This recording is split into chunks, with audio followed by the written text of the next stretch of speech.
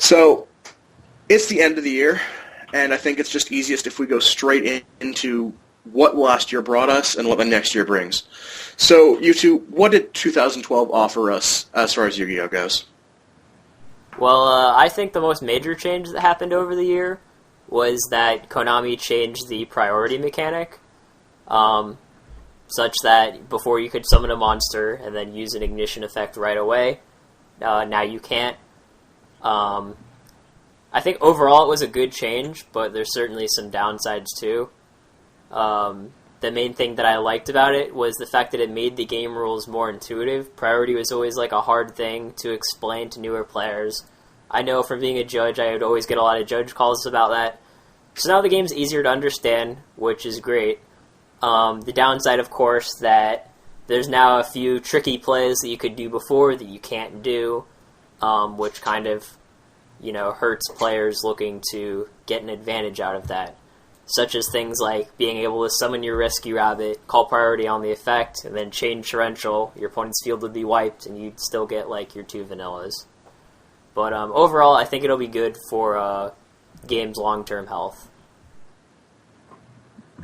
Yeah, I have to agree. The priority mechanic being changed was pretty significant as far as what we were using before. It made a lot of decks weaker, a lot of decks stronger, based on how many spell speed 1 ignition effects they used. But what I think, what shocked me more than anything, at least as far as past year and how it differed from previous years, was the massive attendance turnout for large-scale tournaments, YCSs in particular. We're looking at, 1,000 players a minimum per event now versus back in the day. You were lucky to get 4 or 5, maybe 600. And the top cut has changed as well. Not last year, but just the idea that you could go into, an event such as Long Beach and we never expected 4,400. That was insane. They scheduled for 3,000. So, just the idea that back in the day, you had 9-10 rounds of Swiss at most and then cut to top 8 versus now we have anywhere from 11 to 12 rounds of Swiss and then a cut to top 32. You're looking at a lot more matches per event, which means that your deck has to be a lot more consistent versus, having to play 12 matches to win an event. Now you have to play anywhere from 16 to 18 matches. It's very, very different. At least that's what I pulled out of last year, this year. Yeah, even I've observed the massive scaling up of numbers. The regionals I used to go to that had maybe 80 people in it are up to 300 now. It's a little bit jarring, to say the least. Yeah, and they're even putting caps on regionals now. Attendance caps. They've done that at some YCSs too, I believe. Yeah, and that's going to change a lot as far as, people are going to be scared to fly out on a Saturday morning for fear that they're not going to be able to enter the event. So better not drop a lot of money going to Miami and have that happen. Yeah, I don't think the attendance caps are very common, and it's a pretty obvious issue. So I get the feeling that Konami would try to avoid something like that. But aside from attendance caps being needed, I think it's great that events are getting a lot more people. Like regionals in Florida have nearly doubled in size. And it's just great that, for whatever reason, more people have decided that they want to play the game.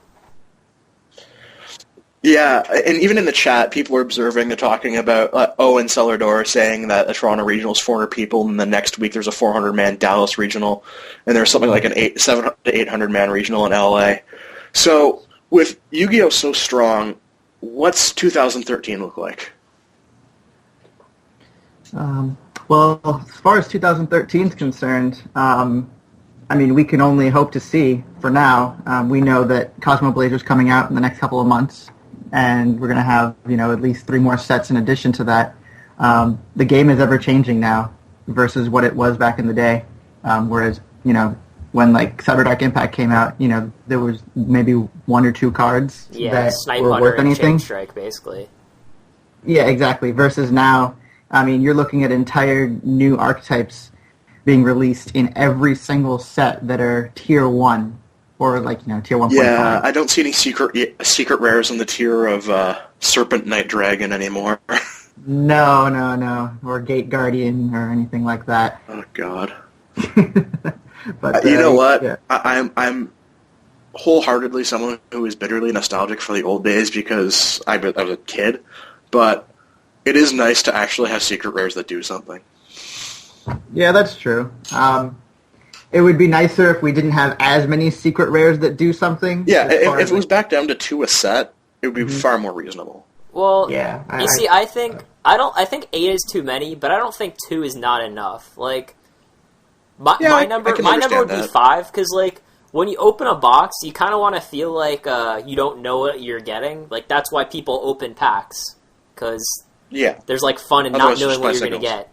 So if you just know that, like, oh, if I get a box, there's, like, a 50% chance I'm getting, like, the same secret or whatever, then it's, like, not as fun. Whereas, like, the problem with 8 is that if you have, like, a really good secret, like Dark Armed Dragon, then it's, like, much harder to pull, because there are 8 different secrets.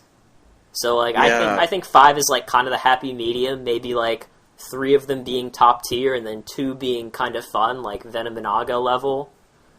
So, I'm hoping it's something they'll consider changing. The biggest problem with the 2, especially early ones, is it was a different secret per type of box, so you were guaranteed 1 secret rather than 2. Mm-hmm. I didn't even realize it worked that way. So 2013 is kicking off with YCS Miami. I've heard a lot of hype about the fact that there is going to be a YCS Miami. Could you guys fill me in on why this is a big deal? I mean, well, first of all, there's never been a YCS Miami, so that's pretty significant to begin with. The fact that the YCS has been at Orlando every year since 2005, every year that they've had a YCS in Florida since 2005, and now going down to South Beach to have a YCS. It's a lot different than Orlando. Orlando and Miami are nothing alike whatsoever.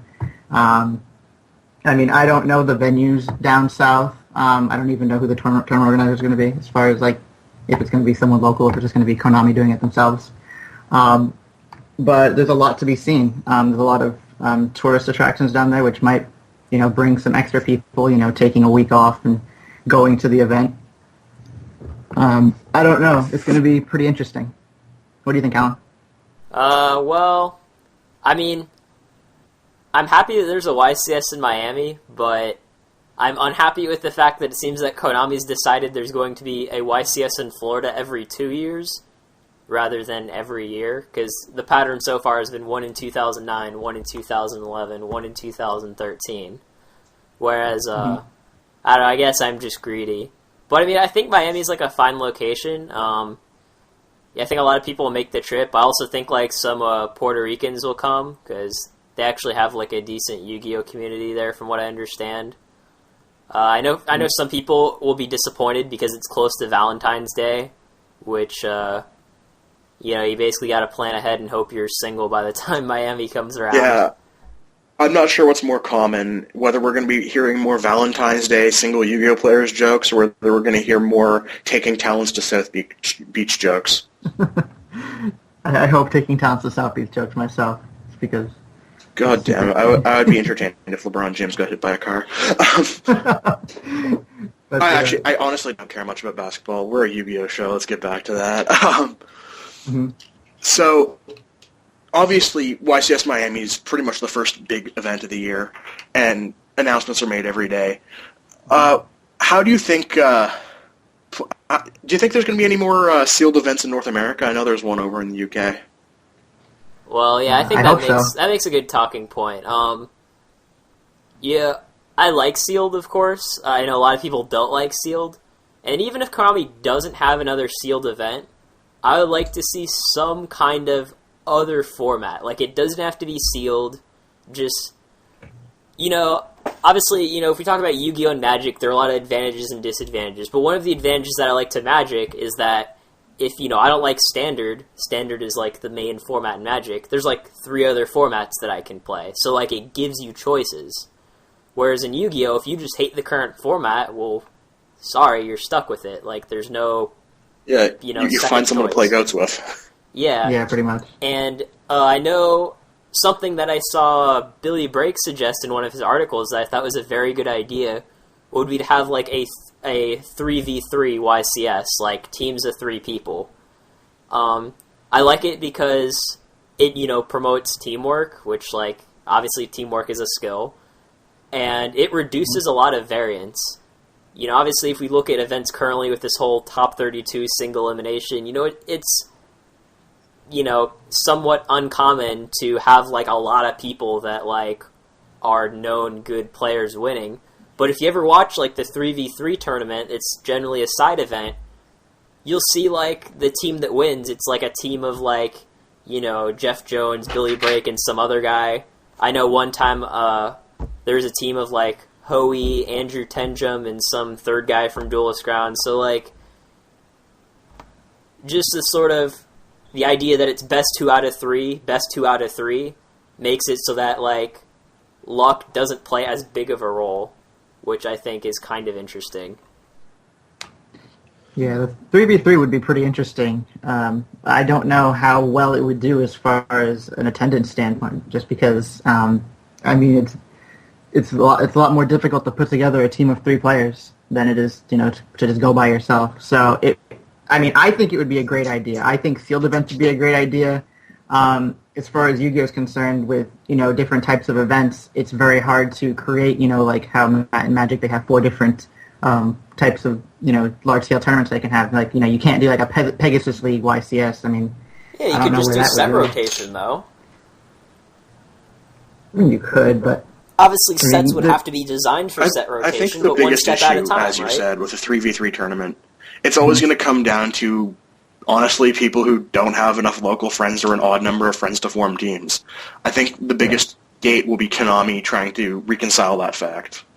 Yeah, they're going to have to put it in a very local area to Yu-Gi-Oh, like how they do with the Californian YCSs, Long Beach, LA, etc.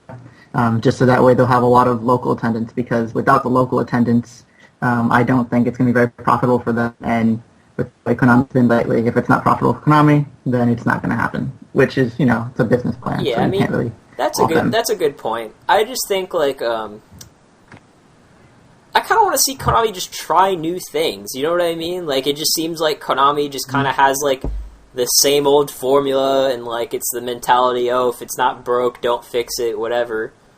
But Konami has tried some new things lately. Like, we talked about the priority change. There's also like problem-solving text. Like, it seems like Konami's slowly making an effort to like do some of these things that players are asking for and try something that other games have tried, or I just would like to see them try something new. Like, if it doesn't work, fine. Like, Wizards, the way they run their game, it's like a very pragmatic approach. Like, there are plenty of times where they've just screwed something up, but, they go, okay, we screwed it up, like, we won't do it anymore. Like, worst case scenario, you have, like, one terrible 3v3 event that, like, no one shows up to or whatever, and then you just know it's not a good idea and you try something else. Like, I just kind of get tired of, like, the same old, same old.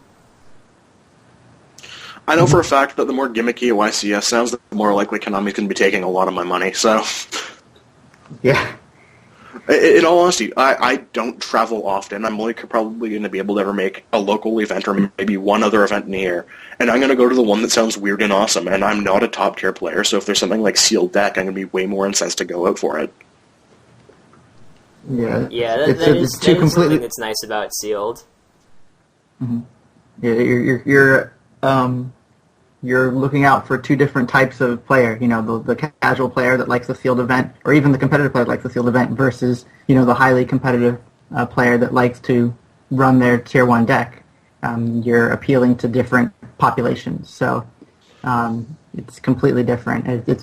They have to make the leap, the intuitive leap, to try it out in the U.S. before they can actually write it off. And I think it might be successful. I don't know about the 3v3. I would love the 3v3. I would go to it. But a sealed in the U.S., I think a sealed event in the U.S. would actually be very good. Yeah, I think Konami probably isn't putting in enough effort, because, there's certainly been some complaints about, like, the Battle Pack Sealed in particular, because that's the only one they've made. That, it's a bit too linear. You just kind of throw all your best cards in a deck and call it a day, which, like, that's fine, but, like, it's not fun. Like, you want to, like, feel like you're making choices, not just, well, all the removal goes in, all the beat sticks go in, all the broken cards go in, and then you're done. So, obviously set design has never been one of Konami's strong points, but it's especially important when you're designing a limited format.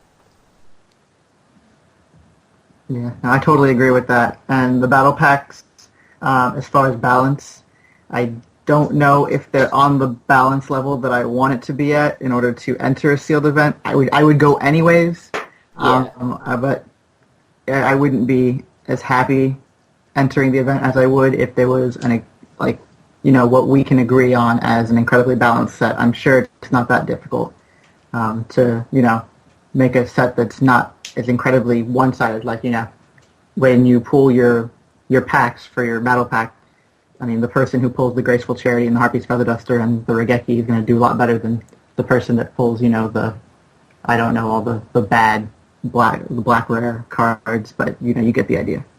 So I do like the idea that they had, though, of switching decks from day 1 to day 2. Right. That makes things a lot more interesting. Yeah, it does make it again, reduces the variance, since you have more decks you have to build.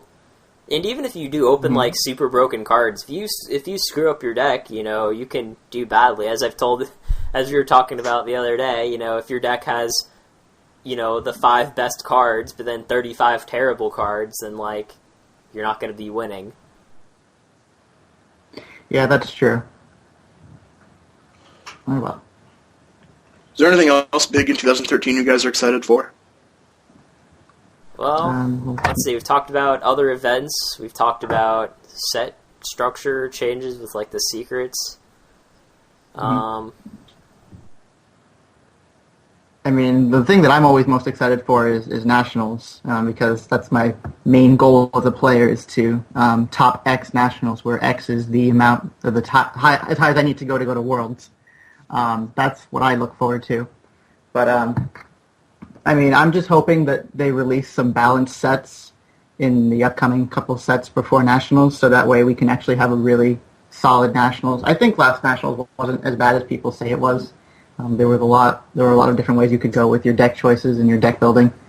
But I just want, a decent meta that you can play and you don't have to worry too much about variance. Less variance the better, obviously.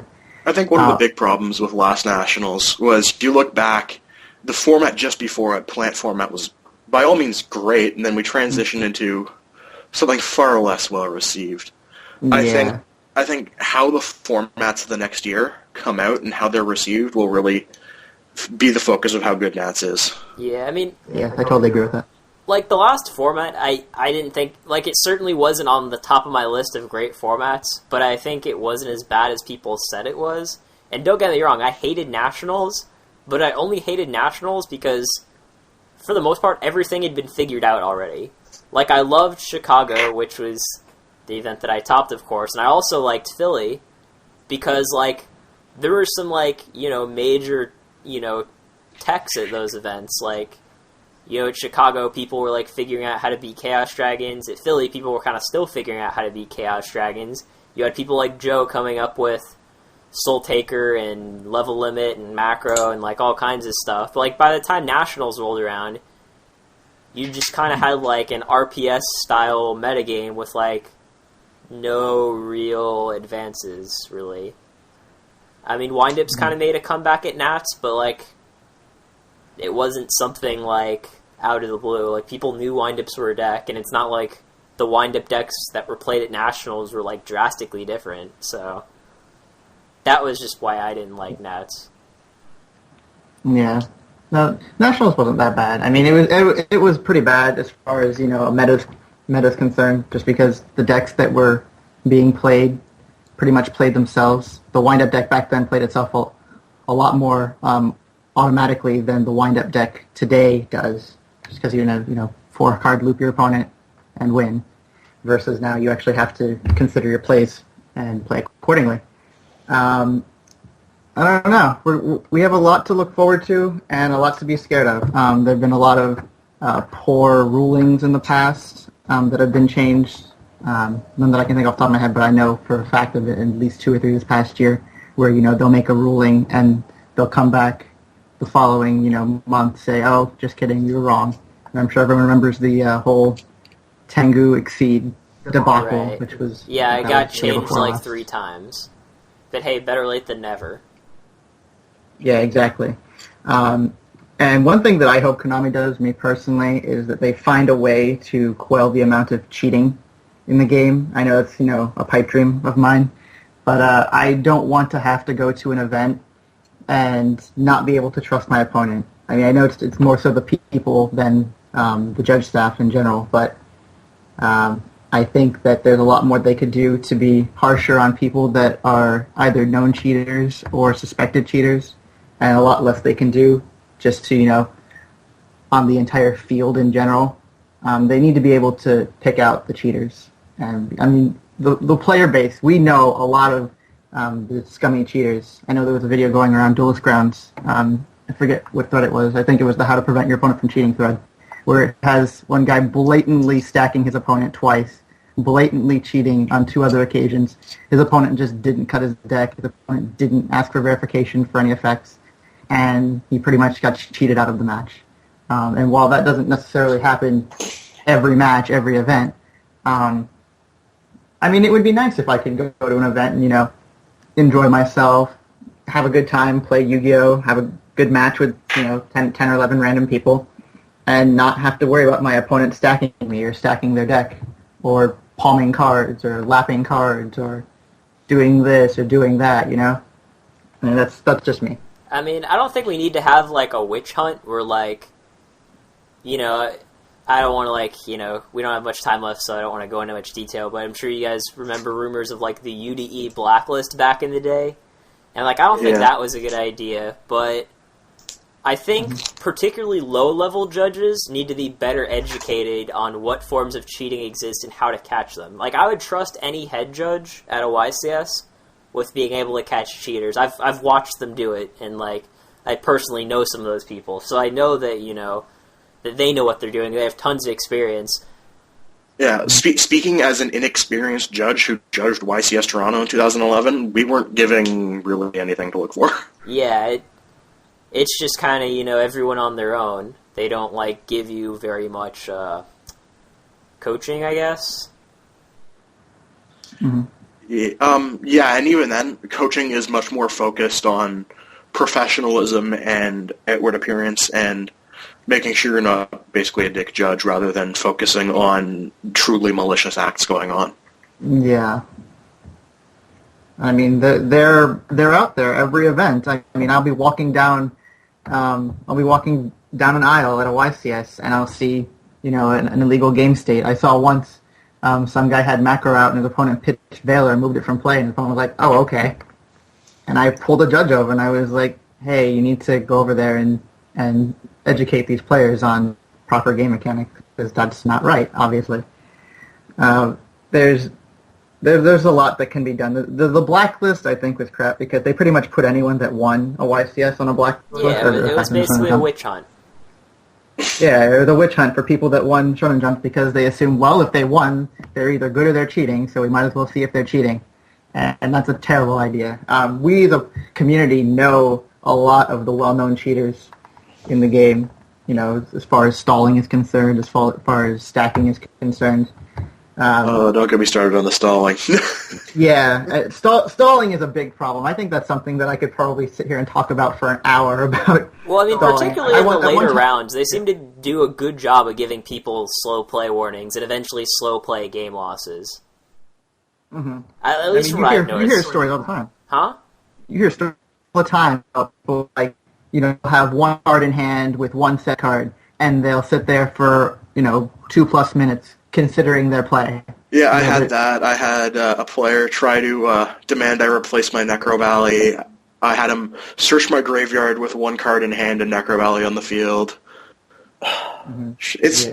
It's shit like that legitimately gives some aspects of the community a bad name, and it's a shame that I know for a fact there are great people in this community, and I think we get a bad rap. Oh, definitely, yeah. But, one bad apple spoils it for the bunch, If you hear of, 10 people that are sitting there cheating and stalling, and it gets around, we're not a good game. And even the average Yu-Gi-Oh player in general, a lot of the times they like to shark. They like to, call their opponent out on something that isn't real. They like to, I don't want to say stall, but, there's a lot of players that just, because everyone else is doing it, they think they have to do it too in order to succeed. It's just not good. Yu-Gi-Oh has become pro cycling. Yeah, I mean, I certainly hope the amount of foul play drops a bit, but unfortunately there's only so much Konami can do to stop that. Although, well, one thing just, to talk about before we're done here is coverage. I would like to see a vast improvement in coverage. Like, I think that would be, like, probably number one on my list of things that I would like to happen next year. I know Jason talked to me, like, a little, kind of implying that they're, doing a bit to step up. Like, I don't know if you guys looked at Seattle coverage at all, but they had, like, a lot more feature matches. But, really I just want to see some deck lists get posted. And maybe even some video coverage, although video coverage seems pretty unlikely based on what I've been told. Mm-hmm. Yeah, it's hard to do infrastructure-wise. Definitely. Yeah, and I keep telling everyone, I keep telling myself I'm going to do video coverage at a YCS one day, like an event that I scrub out, come round 6. I'm just going to sit there with my phone and videotape events. Yeah, Konami won't let you, though. Like, there's not going to be video coverage if Konami's not doing it. Yeah. But it's just the usual mentality, like, if it's not broke, don't fix it. Like, we're doing fine without video coverage, why add it? But it is broken, and it needs to be fixed. Well, I mean, like, as high as attendance is now... I'm amazed we even got what we did, to be honest. Yeah, I mean, as high as attendance is now, I think video coverage, or just better coverage in general, just like if they stepped up coverage, like, a huge amount, we would see, like, even more people wanting to attend. Because, like, what better way to convince people to attend than say, look at all these guys having fun, like... Look, watch them. Like, you should do this too. Yeah, well, it's not even a matter of, more people having fun. It's just the whole YCS experience. That's, like, one of that's, like, the main appealing aspect to the game for me is the YCS experience. The fact that, like, I know many people that just recently traveled to their first YCS this past year. And, they had been local players. They'd been to a couple of regionals here and there. And I'm like, dude, YCSs are pretty much, like, not even comparable to a regional.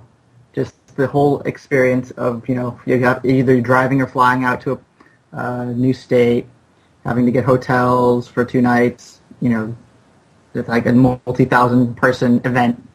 Nothing compares to it. And nothing ever will compare to it for me, at least. Nothing does. We got to wrap up soon. So one last thing, just before we go. It's the end of the year show. Do either of you guys have a resolution for your role in the game for the next year? Any goals or anything? My resolution is to be much less terrible than I currently am and stop misplaying whenever I play, because that's like been my biggest flaw, is that I don't know if it's just lack of focus or whatever. There have been many events in like 2006, 2007. I can think of 2 events off the top of my head that haunt me to this day, where one I just didn't discard a DD Crow that I had in my hand and I would have topped an event, and one where I just didn't play a Dark Arm Dragon and I would have topped an event. I just want to be a better player, and it would make me happy if I would be happy if I went to an event and I didn't misplay and I didn't make the top cut, versus going to an event knowing I had a chance to make the top cut and misplaying myself out of it in round 10. That's my main resolution. Well, I guess that's not really... How about you? Well, that would never be my resolution, because I just view that as a given, that I should be trying to get better. I generally refrain from making New Year's resolutions, but I guess I would like to top another YCS before the year's over. It would be nice. I'm not gonna, beat myself up if I don't, but... I don't want to be one-hit wonder Alan, the guy who top 32 in an event once and then scrubbed out 50 other times. So I don't know how many events I'll be able to make it out to. At a minimum, I'll be going to Miami and Nationals, hopefully one other event. But, yeah, I mean, I'd like to top another event, like to maybe find some new sick loops, build some new awesome decks, just kind of the usual, nothing too special for me. Sharpman has a suggestion for you, actually, and that's actually giving a rap battle to Alistair Albans. Oh, I'm sorry if I mispronounced his name. I mean, that's something I've always wanted to do, but, I'm not the one who needs convincing. That's Alistair. And, and actually... If we all get pushing, we can make this happen. In 3 days, I'm actually meeting with a hip-hop producer locally to work on an album. So... Are you gonna drop anything with the Scholar?